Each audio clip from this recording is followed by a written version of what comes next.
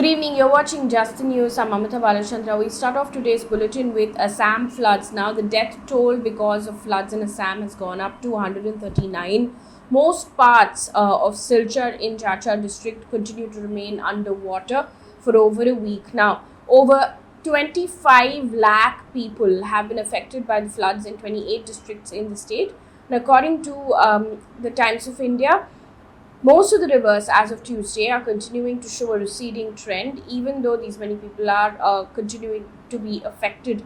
According to the Assam State Disaster Management Authority, 1.76 lakh people are still in relief camps in 19 of the 27 affected districts. An update now on the Udaipur murder case. The Union Ministry of Home Affairs has directed the NIA to take over the probe of the brutal murder of a tailor in Udaipur. Now, the accused entered the man's shop at a crowded market in the city and slit his throat with a cleaver and even filmed that incident. Now, they allegedly killed him for posting a social media statement in favor of suspended BJP spokesperson Nupur Sharma. The attackers now have been arrested. Internet services were suspended in Rajasthan for 24 hours and Section 144 has also been imposed statewide for a month. In the meantime, Rajasthan Chief Minister Ashok Gehlot has said that the act was done to spread terror and international links of the two accused have also emerged. He has also urged citizens to maintain peace. Now, a case has been registered under stringent provisions of UAPA. NETV quoting sources has said that one of the accused had links with Pak-based terror groups and had 10 Pak numbers on his phone as well. In the meantime, the Ministry of External Affairs has issued a statement after Office of the High Commissioner for Human Rights condemned the arrest of activist Teesta Setalvad and two other persons. Now, the action was taken in a case against her and was registered against them on charges of forgery and criminal conspiracy, among others. Now, UN's Office of the High Commissioner for Human Rights had voiced concern over the arrest and detention of Setalvad and called for her immediate release as well. To this, MEA spokesperson Arindam Bakshi has said, and I quote, "The remarks are completely unwarranted and constitute an interference in India's independent judicial system," end quote. In the meantime, an update on COVID cases here in the state of Karnataka, which has issued fresh COVID guidelines amidst rising cases. According to the guidelines, if there are 3 to 5 cases in an apartment complex, then it would be considered small clusters, while more than 5 cases would be considered as a huge cluster. Now, if over 15 cases are reported, it will be considered an outbreak. Karnataka Health Minister has urged citizens to get booster dose and follow COVID-appropriate behavior as well.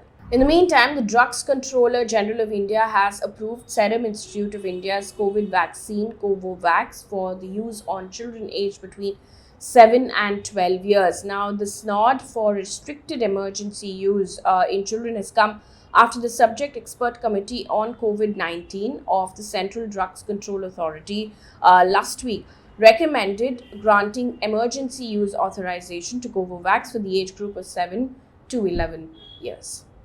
Moving on to business news right now. According to a report by PTI, the rupee has breached the 79 rupees per dollar level provisionally today. Now, on Tuesday, the rupee had plunged by 48 paise to close at a record low of 78.85 rupees per dollar. The currency has now closed at a new record low in each of these previous 6 sessions. On to environment news right now. This one coming in from Japan, which has recorded its worst heat wave since 1875. Now, Tokyo recorded temperatures above 35 degrees Celsius on Wednesday for a 5th straight day, making the worst documented streak of hot weather in June since records started in 1875. Now, in the meantime, the city of Isesaki recorded 40.2 degrees Celsius, the highest temperature ever recorded in June for Japan. Also, according to a report by DW, authorities warned that the increased power consumption could lead to energy cuts as well.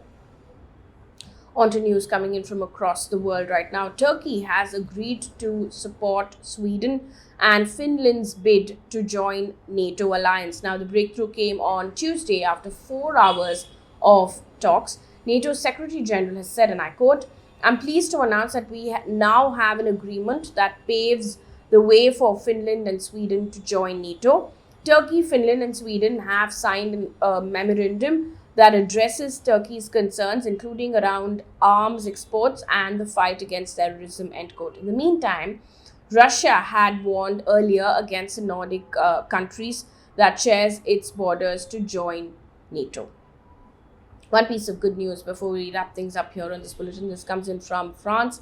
The French Parliament has elected Yael Braun-Pivet as its president, equivalent with the Speaker of the House, in the opening session of its 16th legislature. Now, this is what's interesting. She is the first woman to ever hold the position in France. Now, she joined Macron's party in 2016, and although she's a relative newcomer to politics, she defeated her opponents in a secret ballot. That brings us to the end of this bulletin. Thank you so much for watching. Good night.